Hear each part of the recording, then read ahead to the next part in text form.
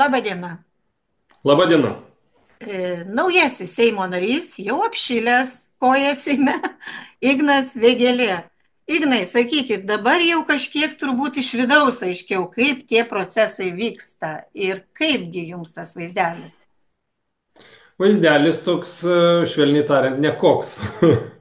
O nekoks vaizdelis dėl to, kad yra jungtas Seimo konvejeris ir viskas vyksta po senovę. Tai, pavyzdžiui, pirmojoje sesijoje, va ta, kuri baigėsi sausio vidury, mes priminėjome visus konservatorių teiktus įstatymus. Visi įstatymų projektai buvo pateikti konservatorių ir mes juos, didžioji dalis jų, ne visi, didžioji dalis.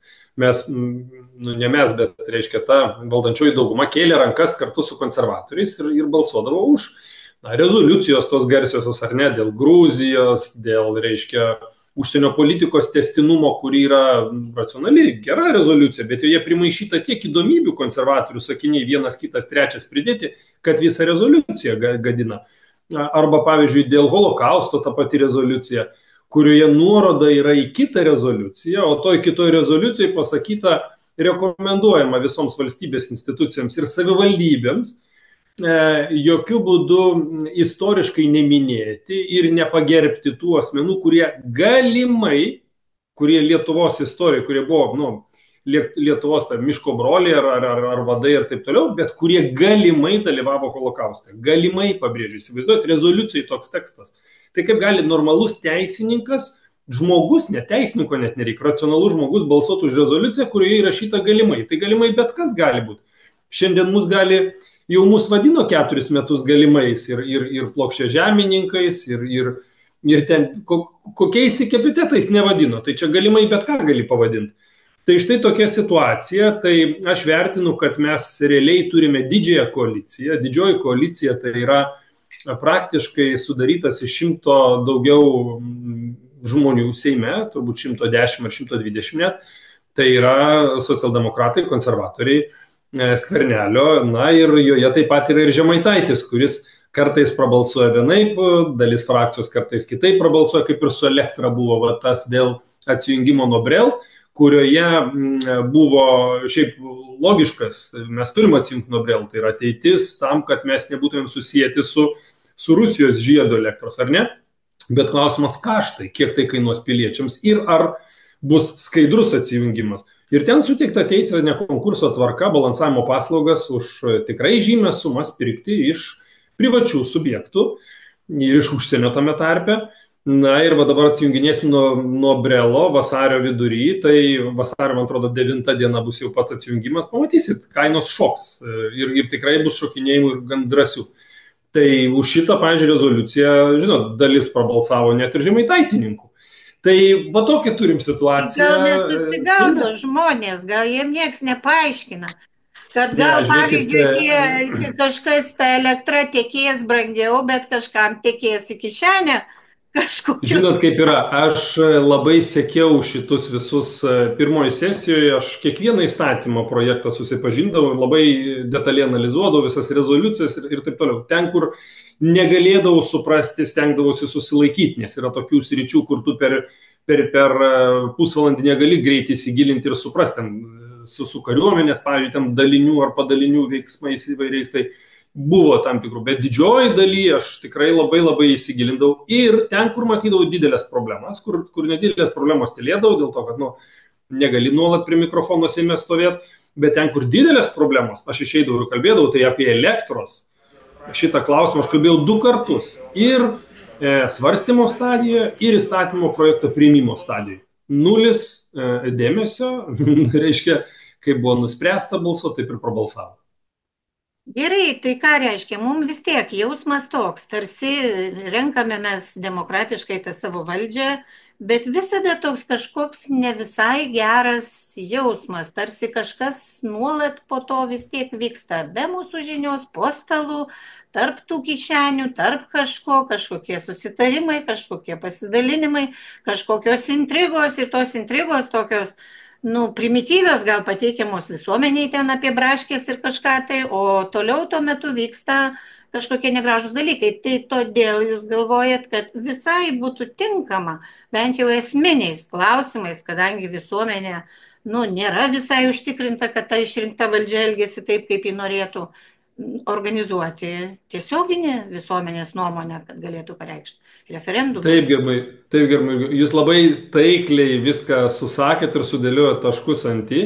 Aš iš tiesų, tai yra pati pirmoji iniciatyva, tai yra bandysiu surinkti 36 Seimo narių parašus, kad būtų taisoma Lietuvos Respublikos konstitucija, 9 straipsnis ir 147, kurie numato piliečių teisę surengti referendumą.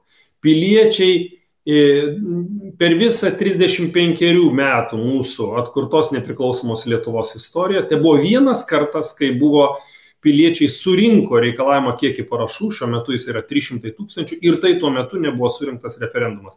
Mano supratimu, tikrai tą kartelę 300 000 reikia mažinti bent jau per pusę iki 150 000, kad toks surinkimas parašų galėtų būti įmanomas ir kad piliečiai ypatingai svarbiais visuomenės klausimais galėtų pasisakyti.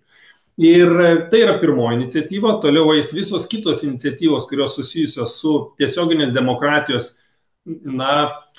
grąžinimu tautai į rankas, tą sako Konstitucijos 2, 3, 4 straipsnė apie tai, kas turi suverenitetą, kad tauta turi spręsti, kad žmonės galėtų spręsti. Nes dabar žinot, kaip vyksta, mes tuose foteliuose, taip čia jau tokia su šypsena, taip sakoma, foteliuose sėdime, piktinamės, bet neturim jokių galių kažką pakeisti. Tai štai reikia grąžinti galias piliečiams, kad jie galėtų, pradėti kelti iniciatyvas. Bet kokį tokį rimtesnį pakeitimą, kuris keistų politinę sistemą, galima padaryti tik per referendumą. Ir kitą kartą net nebūtinai pakeisti. Kitą kartą užtenka tautai turėti galę keisti ir jau tramdai Seimo narius. Tokiu atveju valdžia turėtų stengtis labiau įtikinti visuomenę, ne? O dabar tarsi jis stengiasi nuslėpti ir prastumti, jeigu taip liaudiškai kažką, kas jai atrodo teisinga, bet nebūtinai taip yra, arba kas jai naudinga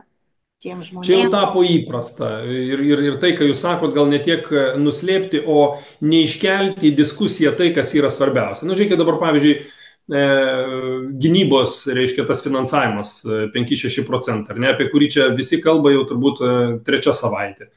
Tai mano supratimu, ydinga yra pasakyti, kad mes išleisime tokį kiekį pinigų, ten 14 milijardų eurų pinigų, nežinant kur. Nežinant ne tik kiek, nežinant, iš kur juos gausim, bet kur juos padėsim dar. Būtent. Tai pirmas dabar visi klausia, iš kur gausim, o aš kitą klausiu. Paprastai bet kokioje įmonėje, bet kokiam versle. Visų pirma, tu matai poreikį, susiskaičiuoji tą poreikį labai aišku ir tada iškeli klausimą, kad mums reikia tų pinigų. Čia viskas atvirkščiai. Čia pas mus iškeliam vėliavą, kad mums reikia 5-6%, ar čia kad įtikti Trumpui, ar čia dar kažką, žinot, ir 10% paskirkim, neįtiksimės pasaulio didiesiems. Pasaulio didieji spręs savo žaidimus didžiuosius. Net įtakos, nes per maži. Būtent, čia reikia mąstyti labai pragmatiškai, kaip su mažiausiais resursais padaryti mūsų kariuomenę efektyvę ir, pajėgia gintis tuoj pat. Tokį reikia klausimą kelt, o ne, žinot, viskas apversta čia toj Lietuvoje pas mus. Toj Lietuvoje apskritai, kaip jums atrodo, ar labai svarbu, ar didelė įtaka, ar didelė parama yra Zelenskiui, kai mūsų politikai nuvažiavę fotografuojasi su juo, pavyzdžiui. Ar čia yra akcentai, ar būtina tą daryti, kad tu būtum laikomas Ukrainos draugų ir rėmėjų, ar yra gal kitų būdų, kokių konkretesnių? Gerbiama Jurgita, čia yra mada. Iki šiol Lietuvos parlamente visi Seimo nariai turi ant stalo pasidėti 2 vėliavėlės. Tai yra Lietuvos ir Ukrainos. Aš pabrėžiu, gerai yra remti Ukrainą. Mes iš tiesų turim galvoti, kad šalis turi išlikti savarankiškai, išlikti nepriklausomai, išlikti nedaloma. Bet tai yra Lietuvos Respublikos Seimas. Ir mes esame šventovėj toj, kuri priiminėja įstatymus ir valdo visą Lietuvos procesą. Ir mes vieninteliai su Rimu Jankūnu paimam, pakeičiam vėliavas, galvodami, kad visi kiti. Tai yra mes užsidedam istorinė Lietuvos vėliava, reiškia, su vyčiu ir užsidėm trispalvę. Taip, kaip turėtų būti. Šalia mes jokių būdų nesakom, kad Ukrainos neremiam, tai toliau remiam, bet šitoj šventoviai turi būti mūsų, reiškia, ir vėliava, mūsų herbas ir taip toliau. Ir kaip Jūs galvojat, ar kas nors iš Seimo narių paseka šito pavyzdžio arba kas nors pasikeičia? Nei vienas. Gerbiama Jurgita, žinot, aš girdžiu daug kalbėjimo, daug tokio, kaip čia pasakyti, bandymo įtikti rinkėjams, bet realaus veiksmo aš praktiškai nematau kol kas nei vieno. Vienintelis kol kas ryškus ir ryškesnis veiksmas, kuris nežinia dar ir įvyks, bet tai yra sprendimas surinkus Seimo narių parašus, beje čia Skardžius parlamentaras šaunuolis surinko Seimo narių parašus ir realiai bandys įpareigoti valstybės kontrolę atlikti auditą. Ir čia klausimas yra ne, kad LRT bus atliktas auditas valstybės kontrolės, čia klausimas yra, ką su tuo auditu, kuris bus atliktas greičiausiai po kokių metų, bet ką su tokiu auditu darys Skardžius ir aš labai viliuosi, kad audito komitetas pasims tą audito išvadą valstybės kontrolės ir ją analizuos ir dar giliau lys, negu kad pasakyta valstybės kontrolės audite, tai yra eis į konkrečias sutartis, nes valstybės kontrolės auditas duos labai bendrą tokį vaizdą tik tai. Tai jeigu tai bus taip, tai bus vienintelis rimtas veiksmas, kurį aš išgirdau per šitos 2,5 mėnesio. Nu, bet jeigu grįšim prie vėliavėlių, tai didelė dalis galėtų ir Izraelio vėliavėlę pasidėti už nugaros. O jeigu Žemaitaitis netyčia Palestinos vėliavėlę pasidės, kas bus? Ta prasme, tai yra, žinot, kaip karas yra baisus visur, ne tik kur arčiau, bet ir kur toli. Tai čiagi nežaidimai yra, kaip vaikų darželis, iš tikrųjų, jūs teisingai sakot, yra valstybės. Aš matau prie Žemaitaitį vykdomą puolimą, aš matau jo atsaką, tai yra ėjimą pas gyventojus ir jo vienintelis, toks ne vienintelis, bet jo geras atsakas ir geri veiksmai, tai yra ėjimas pas rinkėjus, bandymas su jais kalbėti, tą puolimą ant savęs, kurį turi Žemaitaitis, parodyti kaip auką, tai ir iš to laimėti simpatijas Žemaitaitis tikrai puikiausia daro. Jurgita, aš labai norėčiau palinkėti visiems absoliučiai Seimo nariam, o ypatingai vadovams, ypatingai frakcijų vadovams, kad darbai nesuskirtų nuo žodžių. Čia būtų pagrindinis mano palinkėjimas, nes dėja aš matau labai didžiulę takoskyrą tarp to, kas yra kalbama ir to, kas yra daroma. Kitą kartą, žinot, kaip sako, ar daug Seimo narių dirba, tai aš sakau, žinot, vieni mažai dirba, kiti dirba galvą, treti dirba liežuviu. Ir dėja mes tokią situaciją turim. Ar grius ta dabartinė koalicija? Kokia jūsų nuomonė? Ar pavyks ją vis dėlto Žiūrėkit, mano supratimu nėra jokio intereso ne vienai iš koalicijos partnerių griauti koaliciją. Iš Skvernelio elgesio atrodo, kad jis labai suinteresuotas. Toj panalizuosiu. Socialdemokratam akivaizdu, kad tai neapsimoka. Paluckas valdo vyriausybę ir noras jau bent pradėti dirbti, nes iki šiol tik tai ten tose Santa Barbarose ar kaip čia, man tai kitoks, čia visi vadina Santa Barbara, aš kitai vadinu, buvo iki tam tikro etapo mes turėjom Džeromo Kadžeromo, toks yra rašytojas knygą Trysia valtyje ir šuo. Tai man atrodo... Tai man atrodo, mes turėjom tokią tą situaciją, o realiai socialdemokratam neapsimoka, Nemuno Aušrai ir Žemaitaičiui vienareikšmiškai neapsimoka dėl to, kad jam reikia išlikti valdžioj, bet kartu visuomeniai rodyti, kad jis nėra valdžios dalis. Tokia labai keista, jeigu taip žiūrėt, tai disonansas yra visiškas, reiškia, esu valdžioj, bet aš kaip ir esu prieš tą valdžią. Bet jis valdžioj, nei vieno ministro nieko neturi, jokių postų, tai kaip jis... Tai jeigu esi ne valdžioj... Metaforinis buvimas valdžioj. Gerai, Jurgita, jeigu esi ne valdžioj, tai meti kortas ant stalo ir sakai, aš nesu valdžioj ir nepritariu jums. Bet jeigu tu palaikai sprendimus ir esi koalicijoje ir pasirašęs koalicinę sutartį, vadinasi, esi valdžioj. Ir tave tenkina, ir tie ministrai, kurie yra pasiūlyti, ir tenkina tą situaciją. Kažkas vietoj tavęs pasiūlė. Bet žiūrėkit, bet čia yra arba, čia negali būti. Čia tas pats kaip, žinai, nežinau, pavyzdys buvimas santokoje, ne? Nu, tai arba tu esi santokoje, arba tu, nu, tada gyveni skyrium, reiškia, nu, esi santokoje, bet gyveni Ne, skyrium, čia kiti taip būna panašu, ar ne? santokų ir laksto aplinkui, nieks nežino kur. Čia, žinau, Bet aš turiu minti, paprasta. čia ir gyveni skyrium, čia taip vadinasi, ar ne? Taigi, nu, tai toks, tai kiek čia yra tvarutas. Vienintelis, kam atrodo iš tiesų nepatinka ta koalicija, tai yra prezidentas Respublikos. Tai jisai atvirai sako ir man atrodo, jam trukdo Žemaitaitis užsienio politiką vykdyti grinai, nes nu, Remigijus daug kalba ir kartais tikrai prikalba to, ko gal ir nederėtų sakyti. Ir antras dalykas yra Saulius Skvernelis, mano supratimu, jau jie įėjo su Remigijum Žemaitaičiu į tokį kažkokį konfliktas atsiranda tarp jų, akivaizdus. Ir dėl to atsiranda trintis. Tai kiek va šita trintis ir prezidento įtaka nulems koalicijos baigti, sunku pasakyti. Aš kol kas nematau kritinės masės tokių argumentų, kurie leistų sakyti, kad koalicija iširs. Aš manau, jinai liks, nes daug daugiau yra noro likti valdžioje negu išsitaškyti. Bet, žinot, čia prognozuoti ateitį yra labai sudėtinga. O pavyzdžiui, ar įmanomas toks variantas, kad, nu gerai, išmeta tą visą Žemaitaitį iš tos koalicijos ir kas tada?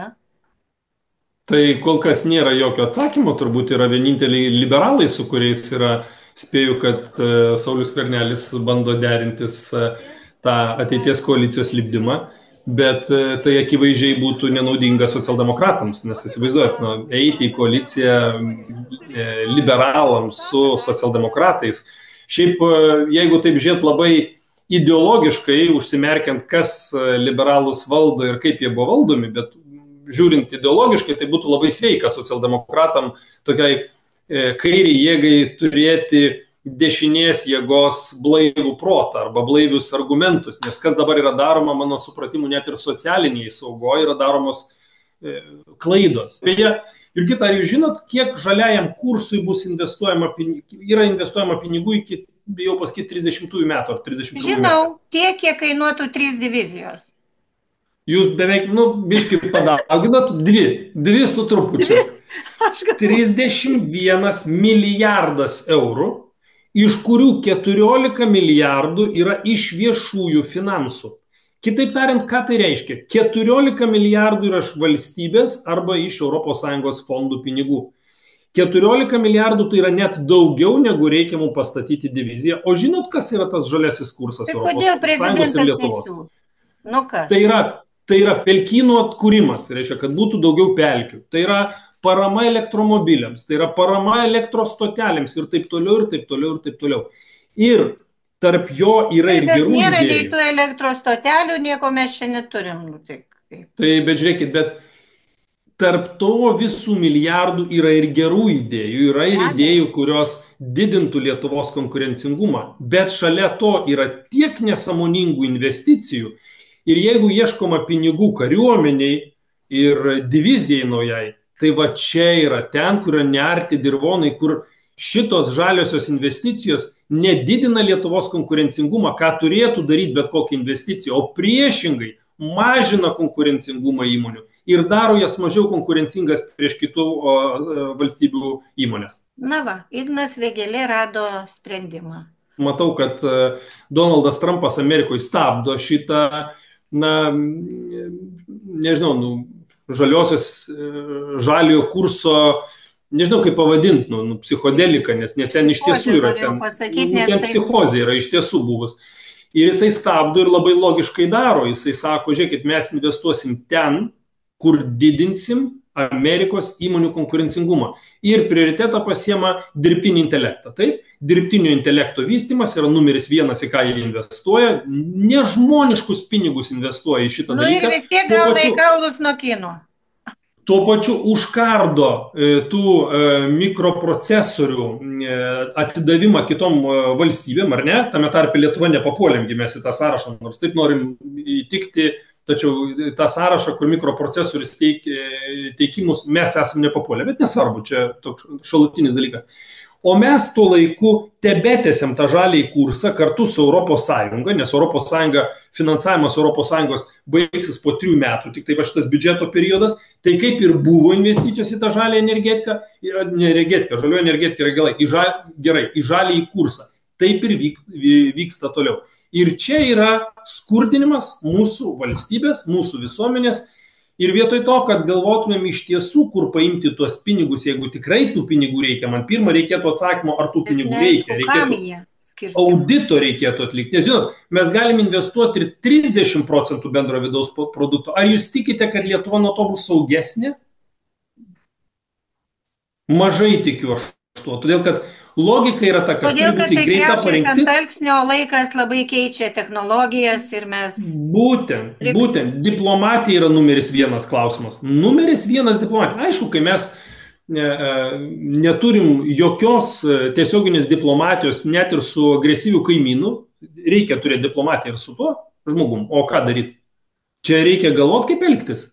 Nes jeigu galvoja, kad mes pastatysim kariuomenės vadą, kuris šiandien visi dalinasi Facebook'e jo fraze apie tai, kad mes norim kariauti su rimtu priešu ir kariausim su Rusija. Klausykit, negaliu klausyti tokių frazių, gal jos daug dievė, kad būtų ištrauktos iš konteksto ir neturėtų nieko bendro su realybė, nes nieks nenori kariauti. Nei aš, nei joks Lietuvą mylinti žmogus nenori kariauti. Mes norime išvengti karo. Ir karas yra kraštutinė priemonė, tai yra gynyba, jeigu mus kartais užpultų. Ir nedaug dievė Lietuvai tokios negandos. O viešpatie, tai ką, pasakykit kažką gero pabaigai. O gero pasakysiu štai ką, kad socialdemokratai pristatė čia visiškai neseniai apie pensijų fondus, ar ne, kad, reiškia, antroji pensijų pakopa nebus priverstinai žmonės įtraukiami, bet vis tiek, kad ir gerą daiktą pasakysiu su tokia lengva pašaipėlė. Už tai galėsime atsiimti iš tų fondų 1/4 savo pinigų, dar nesulaukę pensinio amžiaus, ir susimokėsim mokesčius už tai. Ir pensijos, ir pinigai, viskas vardan tos gerovės valstybės.